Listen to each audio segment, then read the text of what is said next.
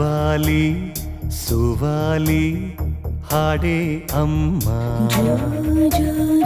ಕೇಳುತ್ತ ಕಳೆಯುವೆ ಜನ್ಮ.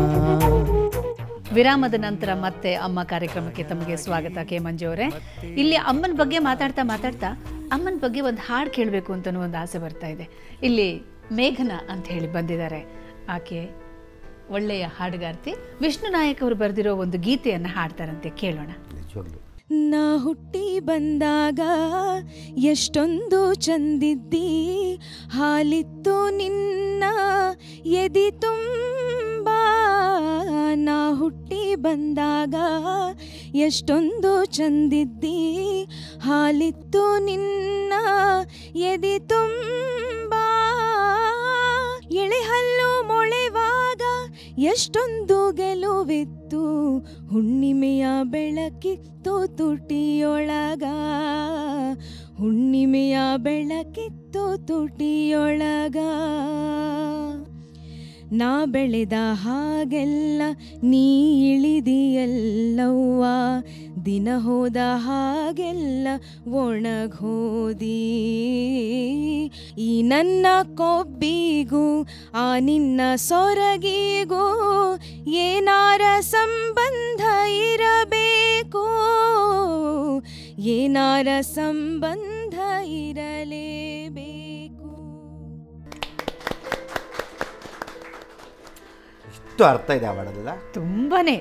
ಆಮೇಲೆ ನಿಜವಾಗ್ಲೂ ಅದು ಕೇಳಿದ್ರೆ ಹಾಡಿಗೆ ಒಬ್ಬ ಮನುಷ್ಯ ಅರ್ಥ ಮಾಡ್ಕೊಂಡ್ರೆ ಜೀವನ ತಪ್ಪು ಮಾಡೋದು. ನೋಡಿ, 1 ವರ್ಷ 1.5 ವರ್ಷದವರೆಗೂ ಮಗು ತಾಯಿ ಎದೆ ಹಾಲನ್ನು ಕುಡಿಯುತ್ತೆ. ಅದರ ರುಚಿ ಏನು ಅನ್ನೋದು ಮಗುಗೆ ಖಂಡಿತ ನೆನಪಿರೋದಿಲ್ಲ. ಆಮೇಲೆ ನೆನಪಿರೋದೆಲ್ಲ ನಗು ಮುಖ, ಹಾಕಿದ ಕೈ ತುತ್ತು, ಇಷ್ಟೇನೆ. ಆದರೆ ಬೆಳೆದು ಬರೋ ಬಾಂಧವ್ಯ ಮಾತ್ರ ಜನ್ಮ ಜನ್ಮಾಂತರಕ್ಕೂ ಇದ್ದೇ ಇರುತ್ತೆ. ಅದಕ್ಕೆ ಎಲ್ಲ ತಾಯಂದಿರು ಎಲ್ಲ ತಾಯಂದಿರು ತನ್ನ ಮಕ್ಕಳನ್ನ ಅವನು ಒಳ್ಳೆನಾಗಲಿ ಕೆಟ್ಟವನಾಗಲಿ ಅವನೇನೇ ಆಗಲಿ ಮಗ ಅಂತ ಆ ಪ್ರೀತಿ ಇದೆಯಲ್ಲ, ಅವನ ಮಗ ತಾಯಿದಿರು. ಇವತ್ತಿನ ದಿನ ಎಷ್ಟು ಜನ ತಾಯಿದಿರು ಹೊಡೆದಿರ್ತಾರೆ, ಊಟ ಹಾಕಲ್ಲ, ಅವ್ರು ವಾಲೆ ಕಿತ್ಕೊಂಡು ಹೋಗ್ತಾರೆ, ಈ ಥರದ. ಆದರೂ ನನ್ನ ಮಗ ಅಂತಾರೆ. ಆ ತಾಯಿನ ಒಂದು ನಂಗೆ ಮುಂದಿನ ಜನ್ಮ ಅಂತಿದ್ರೆ ನಿಜವಾಗ್ಲೂ ದೇವ್ರ ಹತ್ರ ಕೇಳೋದಿಲ್ಲ, ತಾಯಿನ ನನ್ನ ತಾಯಿ ತಾನ ಕೊಡಲಿ. ನಿಜವಾಗ್ಲೂ ಕೇಳೋದಿದೆ ಆ ತಾಯಿನ ಶಕ್ತಿ ಮಾತ್ರ ನಿಜವಾಗ್ಲೂ ನಾನು ನೀವು ಎಷ್ಟು ಇಂಟೆನ್ಸ್ ಆಗಿ ಅದನ್ನ ಬೇಡ್ಕೊತಿದ್ದೀರಾ ಅಂತಂದ್ರೆ, ಆತ್ಮಾರ್ಥವಾಗಿ ಬೇಡ್ಕೊತಿದ್ದೀರಾ ಅಂತಂದ್ರೆ, ಈಗಾಗಲೇ ದೇವ್ರು ಅದಕ್ಕೆ ತಥಾಸ್ತು ಅಂತ ಹೇಳಿರ್ಬೇಕೇನೋ. ಮುಂದಿನ ಜನ್ಮ ಕೊಟ್ಟರೆ ನಿಜವಾಗ್ಲೂ ಹೆಣ್ಣಿನ ಜನ್ಮ ಕೊಡಲಿ, ಅಷ್ಟು ಆ ಶಕ್ತಿ. ಮಂಜು ಅವರೇ, ನಾವು ಬ್ರೇಕ್ಗಿಂತ ಮುಂಚೆ ರಾಜಕೀಯ ಅನ್ನುವಂಥ ಒಂದು ಇಂಟ್ರೆಸ್ಟಿಂಗ್ ಪಾಯಿಂಟ್ವರೆಗೂ ಬಂದು ನಮ್ಮ ಮಾತನ್ನು ನಿಲ್ಲಿಸಿದ್ವಿ.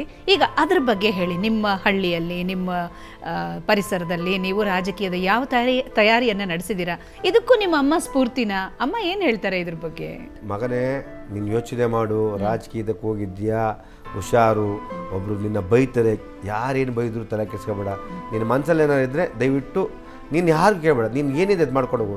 ಅಲ್ಲಿ ಒಳ್ಳೆಯವರು ಇದ್ದಾರೆ, ಕೆಟ್ಟವರು ಇದ್ದಾರೆ, ಅದನ್ನು ಸರಿ ಸಮನಾಗಿ ತಗೋ. ಯಾವುದನ್ನು ಆ ಥರ ಬೇಡ. ಆಮೇಲೆ ಕೆಲವ್ರಿಗೆ ಹಿರಿಯರ ಗೈಡ್ಲೈನ್ಸ್ ತಗೋ, ಆ ಥರ ಬಿಡು. ಇವೆಲ್ಲ ತುಂಬ ಚೆನ್ನಾಗಿ ಹೇಳ್ತಾರೆ. ನಿಜವಾಗ್ಲೂ ಮೊನ್ನೆ ಒಂದು ಕಾರ್ಯಕ್ರಮ ಮಾಡಿದೆ, ಒಂದು 25,000 ಜನ, ಅದ್ಭುತವಾದ ಕಾರ್ಯಕ್ರಮ. ಇದರಿಂದ 2 ಕಾರ್ಯಕ್ರಮ ಮಾಡ್ತಾಯಿದ್ವಿ. ನಿಜವಾಗ್ಲೂ ಅಲ್ಲೇನಂದರೆ ಕೆಲವರು ಹುಡುಗರು ಮಾತಾಡ್ತಾರೆ, ಕೆಲವರು ಕೆಟ್ಟಾಗೂ ಹೇಳ್ತಾರೆ.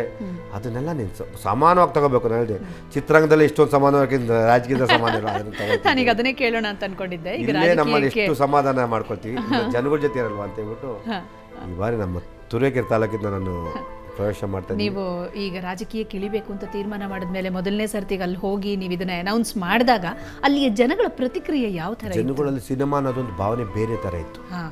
ಯಾಕೆ ನಮ್ಮ ಹಿಂದೆ ಒಬ್ಬರು ಕಲಾವಿದರು ಸಿನಿಮಾಯಿಂದ ಬಂದು ಒಂದು ಕೆಟ್ಟ ಹೆಸರು, ಒಂಥರ ಕಳಂಕ ಆಯಿತು.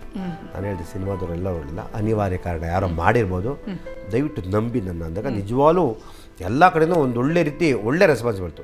ನಿಜವಾಗ ನಾನು ಸುಮಾರು 15-20 ವರ್ಷ ಊರ್ಬಿಟ್ಟು ಊರು ಹೋಗ್ತಿದ್ದೆ, ಹಬ್ಬಕ್ಕೆ ಬರ್ತಾಯಿದ್ದೆ. ತುಂಬ ಜನಗಳು ಈಗ ನಾನು ಎಲೆಕ್ಷನ್ ನಿಲ್ಬೇಕು ಅಂದಾಗ ಪ್ರತಿ ಹಳ್ಳಿಗೂ ಗ್ರಾಮಕ್ಕೆ ಹೋಗ್ತಾಯಿದ್ದೀನಿ. ಎಲ್ಲ ಹೋಬಳಿ 5 ಹೋಬಳಿ ಹೋಗ್ತಾಯಿದ್ದೆ. ಆವಾಗ ಹೇಳಿದ್ರು, ನಿಜವಾಗ್ಲೂ ಮಂಜು ಒಂದು ಅರ್ಹತೆ ಇರೋ ವ್ಯಕ್ತಿ, ಈ ಥರ ನಾವು ಜೊತೆಲಿದ್ದರೆ ನಿಜವಾಗ್ಲೂ ಒಳ್ಳೇದಾಗುತ್ತೆ ಅಂತ ವಾಲಂಟ್ರಿಯಾಗಿ ಜನ ನಮ್ಮ ಜೊತೆ ವಾಲಂಟ್ರಿಗೆ ಬರ್ತಾರೆ. ತುಂಬ ಅದಕ್ಕಿಂತ ಭಾಗ್ಯ ನಿನ್ಬೇಕು. ಯಾಕೆಂದರೆ ಅವ್ರಿಗೆ ಗೊತ್ತಾಗ್ಬಿಡ್ತದೆ ಈ ಥರ ಒಂದು 25-30 ವರ್ಷ ಎಲೆಕ್ಷನ್ ಮಾಡ್ಕೊಂಡೇ ಬಂದಿರ್ತಾರೆ, ಎಂಥದ್ದು ಲೀಡರ್ ಇರ್ತಾರೆ. ಅವರು ಒಂದು ಸತಿ ಹಳ್ಳಿಯವರಿನ ಬೆಂಗಳೂರಿಗಿಂತ ತುಂಬ ಶಾರ್ಪು. ಆಮೇಲೆ ಅವ್ರಿಗೆ ಯಾವ ರೀತಿ ಇರುತ್ತೆ ಅಂದರೆ, ಅವರು ರೈತರು, ಅಕ್ಕಿ ಇದೇ ಅನ್ನ ಆಗುತ್ತೆ, ಈ ಭತ್ತ ಇದೇ ಆಗುತ್ತೆ ಅಂತ ಹೇಳ್ತಾರೆ. ಆ ಥರ ನಮ್ಮ ನಿಜವಾಗ್ಲೂ ನಮ್ಗೆ ಒಳ್ಳೆ ರಿಸಲ್ಟ್ ಕೊಟ್ಟಾರೆ. ಒಂದು ಉತ್ತಮವಾದ ರೆಸ್ಪಾನ್ಸ್ ಕೊಟ್ಟಾರೆ. ನಿಜವಾಗ್ಲೂ ನಿಮ್ಗೆ ಒಳ್ಳೆ ಮಂಜುವರೆ, ನಿಮ್ಮಂಥವ್ರು ನಂಬಬೇಕು ಅಂತ ಅವರಾಗೆ ನಾನು ಕೇಳಿರ್ತೀನಿ. ದಯವಿಟ್ಟು ನನಗೆ ಬಾತಿ ಹೋಗ್ತದೆ ಹೊತ್ತು, ಇಲ್ಲಾಂದರೆ ನಾವು ಅವ್ರ ಸಪೋರ್ಟು ಅವರು ಆಶೀರ್ವಾದ ಎಲ್ಲ ನಾವು ಮಾಡೋಕ್ಕಾಗಲ್ಲ. ಅವ್ರ ಜೊತೆ ಎಲ್ಲ ಕೂತ್ಕೊಂಡು ಸಂಪರ್ಕ ಮಾಡಿ ಎಲ್ಲ ಮಾತಾಡಿದಾಗ, ಇಲ್ಲ ನೀವು ನಮಗೆ ಬೇಕು ಅಂದಾಗ ನಾನು ಇಷ್ಟೊಂದು ದಿನ ಅಲ್ಲ, ಇಲ್ಲಾಂದರೆ ಆಗ್ತಿರಲಿಲ್ಲ. ನಿಷ್ಪಕ್ಷಪಾತವಾಗಿ ನಿಮ್ಮ ತಾಯಿ ನಿಮಗೆ ಇಷ್ಟೊಂದು ನಿಷ್ಠೆ ಪ್ರೀತಿಯ ಪಾಠನ ಹೇಳಿದ್ದಕ್ಕೂ, ನೀವೀಗ ರಾಜಕೀಯದಂಥ ಸೇವಾ ರಂಗನ ಆರಿಸ್ಕೊಳ್ತಾ ಇರೋದಕ್ಕೂ ಒಳ್ಳೆ ತಾಳ ಮೇಳ ಚೆನ್ನಾಗಿದೆ. ಬಹುಶಃ ಇದು ಸರಿಯಾದ ಸಮಯ ಅಂತ ಅನ್ಸುತ್ತೆ ನಿಮಗೆ. ನಿಜವಾಗ್ಲೂ ಮೊನ್ನೆ ಒಂದು 2-3 ಹಳ್ಳಿಗೆ ಹೋದೆ, ಆ ತಾಯಿದ್ದಿರು ಮಂಜುವರೇ ನಿಜವಾಗ್ಲೂ ನಿಮ್ದೆಲ್ಲ ಕಾರ್ಯಕ್ರಮ ನೋಡಿದೆ, ನೀವು ಬಂದು ಆಮೇಲೆ ನಾವು ಹೋಗಿ ಮಾತಾಡಿದಾಗ ಅವ್ರಿಗೆ ಭಾವನೆನೇ ಬೇರೆ ಆಗುತ್ತೆ. ಸಿನಿಮಾದವರು ಇಷ್ಟೊಂದು ಪ್ರೀತಿ ಇರ್ತಾರೆ, ಈ ಥರ ಇರ್ತಾರೆ, ನಿಜವಾಗ್ಲೂ ಗೊತ್ತಿಲ್ಲ ಅಂತ ಎಷ್ಟು ನೆನೆ ಒಂದು 3-4 ಕಡೆ ಹಳ್ಳಿಗೆ ಹೋದೆ. ಆ ತಾಯಿಂದವ್ರು ನಿಜವಾಗ್ಲೂ ಅವ್ರು ಆಶೀರ್ವಾದ ಮಾಡ್ತಾರಲ್ಲ, ಖುಷಿ ಆಗುತ್ತೆ ನಿಜವಾಗ್ಲೂ. ಆ ಮಕ್ಕಳು ಸ್ಕೂಲ್ಗೆ ಹೋಗೋ ಕಾಲೇಜ್ ಮಕ್ಕಳಾಗಿರ್ಬೋದು, ಸ್ನೇಹಿತರಾಗ್ಬೋದು, ನಮ್ಮ ಅಕ್ಕ ತಂಗಿರ್ಬೋದು, ಎಷ್ಟು ಪ್ರೀತಿಸ್ತಾರೆ ಅಂದರೆ ನಿಜವಾಗ್ಲೂ ನಾನೇನೋ ಇವರೆಲ್ಲ ನಮ್ಮ ಮನೆಯವ್ರ ಥರ ನನ್ನ ಭಾವನೆ ಮಾಡಿದೆ. ಅದಕ್ಕಿಂತ ಇನ್ನೇನು ಬೇಕಲ್ಲ. ಹೌದು, ಸತ್ಯವಾದ ಮಾತು. ಅಮ್ಮನಿಂದ ಈಗ ನಿಮಗೆ ಏನಾದರೂ ನಿರೀಕ್ಷೆಗಳಿದೆಯಾ? ನನ್ನ ತಾಯಿ ಆರೋಗ್ಯವಾಗಿ ನಗನಾಗ್ತಾ ಇರಬೇಕು. ಅವ್ರು ಎಷ್ಟು ದಿನ ಇರ್ತಾರೆ ನಗನಾಗ್ತಾ ಇರಬೇಕು, ನರಳಬಾರ್ದು. ನನ್ನ ತಾಯಿ ಒಂದು ಕ್ಷಣ ನರಳಬಾರ್ದು. ಆ ನರಳು ನನಗೆ ತೊಳ್ಕೊಲ್ಲ. ಭಗವಂತ ಚೆನ್ನಾಗಿದ್ದ ಕರ್ಕೊಂಬಿಟ್ರು, ನಾನು ಅದೇ ಖುಷಿ. ನನ್ನ ತಾಯಿ ಚೆನ್ನಾಗಿದ್ದ ಖುಷಿ ತೀರೋಬಿಟ್ರೆ ನಗ್ತೀನಿ. ಅವ್ರು ನಾಡೋ ಸುತ್ತ ನಂಗೆ ತನಕ ತಳ್ಕೊಲ್ಲ. ಯಾವತ್ತು ಯಾವುದೇ ತಾಯಿ ಆಗಲಿ ನಗನಾಗ್ತಾ ಊಟ ಇದೆಯೋ ಅಲ್ಲೋ, ಯಾವುದೇ ತಾಯಿ ಮಕ್ಕಳನ್ನ ನನಗೆ ಎಲ್ಲ ಮಕ್ಕಳು ಕೇಳ್ಕೊಳ್ಳೋದಷ್ಟೇ, ತಾಯಿಂದಿರು ಯಾರು ನೋಯಿಸ್ಬೇಡಿ. ಮುಕ್ಕೋಟಿ ದೇವರ ಆಶೀರ್ವಾದಕ್ಕಿಂತ ನೀನು ತಾಯಿ ಆಶೀರ್ವಾದ ಮುಖ್ಯ. ಆ ತಾಯಿನ ಯಾವತ್ತೂ ನೋಯಿಸ್ಬಾರ್ದು. ಅಮ್ಮ ನಗ್ನಗ್ತಾ ಇರಬೇಕು, ನರಳಬಾರ್ದು. ಅಮ್ಮ ಪ್ರೀತಿಯ ಮಹಾಕೊಡ, ಅಮ್ಮ ಅಮೃತದ ಕೊಡ ಅಂತ ಹೇಳ್ತಾ ಹೇಳ್ತಾ ನಿಮ್ಮ ಇಷ್ಟೊಂದು ಅನುಭವಗಳನ್ನು ನಮ್ಮ ಜೊತೆ ಹಂಚ್ಕೊಂಡಿದ್ದೀರಾ. ಅಮ್ಮನ ಬಗ್ಗೆ ಇಷ್ಟೊಂದು ಪ್ರೀತಿ ಇಟ್ಕೊಂಡಿರುವ ನಿಮಗೆ ಆ ಪ್ರೀತಿ ಸದಾ ಕಾಲ ಜನರಿಂದ, ನಿಮ್ಮ ಅಭಿಮಾನಿಗಳಿಂದ, ನಿಮ್ಮ ಊರಿನ ಜನರಿಂದ, ಎಲ್ಲರಿಂದ ಸಿಗಲಿ. ಆ ದೈವ ನಿಮಗೆ ದೊಡ್ಡ ಆಶೀರ್ವಾದವನ್ನು ಕೊಡಲಿ ಅಂತ ಹೇಳಿ ನಾನು ಹಾರೈಸ್ತೀನಿ. ನಿಜವಾಗಿ ನಾನು ಹೇಳೋದಂದರೆ ಎಲ್ಲ ತಾಯಂದಿರು ಮಕ್ಕಳನ್ನ ಚೆನ್ನಾಗಿ ನೋಡ್ಕೊತಾರೆ. ಆ ಮಕ್ಕಳು ತಾಯಂದಿರ ಬಗ್ಗೆ ಯೋಚನೆ ಮಾಡೋಕೆ ಅಷ್ಟೇ ಹೊರತು ಯಾವ ತಾಯಿನ ಮಗನ್ನ ಯಾರು ಒಳ್ಳೆಯೇ ಕೆಟ್ಟನೆ ಯಾವತ್ತೂ ತಾಯಿ ದೇಶಲ್ಲ. ಮಕ್ಕಳು ಅವರು ಒಂದೊಂದು ಹೆಜ್ಜೆಲು ಒಂದು ತಾಯಿನ ಯೋಚನೆ ಮಾಡಿದ್ರೆ ನಿಜವಾಗ್ಲೂ ಅವ್ರಿಗೆ ಒಳ್ಳೆ ರಿಸಲ್ಟ್ ಸಿಗುತ್ತೆ, ಮನಸ್ಥಿತಿ ಚೆನ್ನಾಗಿರುತ್ತೆ, ಮೇಲೆ ಸ್ವರ್ಗದಲ್ಲೂ ಅಟ್ಲೀಸ್ಟ್ ಒಂದು ಇದು ಸಿಗುತ್ತೆ, ಮಾನ್ಯತೆ ಸಿಗುತ್ತೆ. ಇದು ಅಮ್ಮ ವೇದಿಕೆ, ಅಮ್ಮನ ಬಗ್ಗೆ ಮಾತಾಡಲಿಕ್ಕೆ ಇರುವಂಥ ವೇದಿಕೆ. ಈ ವೇದಿಕೆಯಿಂದ ಡೈರೆಕ್ಟಾಗಿ ನಿಮ್ಮ ಅಮ್ಮನಿಗೆ ಏನಾದರೂ ಹೇಳೋದಾದರೆ ಏನು ಹೇಳೋದಕ್ಕೆ ಇಷ್ಟಪಡ್ತೀರಿ? ನಮ್ಮ ಅಮ್ಮಂಗೆ ಏನು ಹೇಳಲಿ, ಅವಳು ಏನು ಕೇಳೋರು ಕೊಡೋಕೆ ನನಗೆ ಶಕ್ತಿ. ಅವ್ರು ನನ್ನ ತಾಯಿಗಿಂತ ನನಗೆ ಏನಿಲ್ಲ. ನನ್ನ ತಾಯಿ ಏನು ಹೇಳ್ತಾರೆ ಎರಡನೇ ಮಾತಿಲ್ಲ. ನನ್ನ ತಾಯಿ ಏನು ಬೇಕು ಅವ್ರು ಕೊಡೋದು, ಅವಳು ಜೀವ ಕೊಡೋರು ಕೊಟ್ಟು. ನನ್ನ ತಾಯಿಗೆ ಭಗವಂತ ಹೆಚ್ಚಿಗೆ ಆಸೆ ಕೊಡ್ತಿದ್ರೆ ನಾನು ಇವತ್ತೇ ನನ್ನ ಜೀವ ಕೊಡೋಕೆ ಅಷ್ಟೇ. ನಿಜವಾಗ್ಲೂ ನನ್ನ ತಾಯಿ ಪಡೆದಿದ್ದು ನಿಜವಾಗ್ಲೂ ಪುಣ್ಯ. ಅದೇ ಥರ ನನ್ನ ಶ್ರೀಮತಿ ಪಡೆದು ನನ್ನ ಪುಣ್ಯ. ನಿಜವಾಗ್ಲೂ ಒಂದು ತಾಯಿ, ನನ್ನ ಎರಡನೇ ತಾಯಿ ನನ್ನ ಹೆಂಡತಿ ನಿಜವಾಗ್ಲೂ. ಯಾಕೆಂದರೆ ಯಾವುದೇ ಹೆಣ್ಣು ತನ್ನ ಸ್ವಾರ್ಥ ಬಿಟ್ಟು ಪ್ರೀತಿಯನ್ನು ಬಿಟ್ಟು ಮಾಡೋದು ತುಂಬ ಕಷ್ಟ.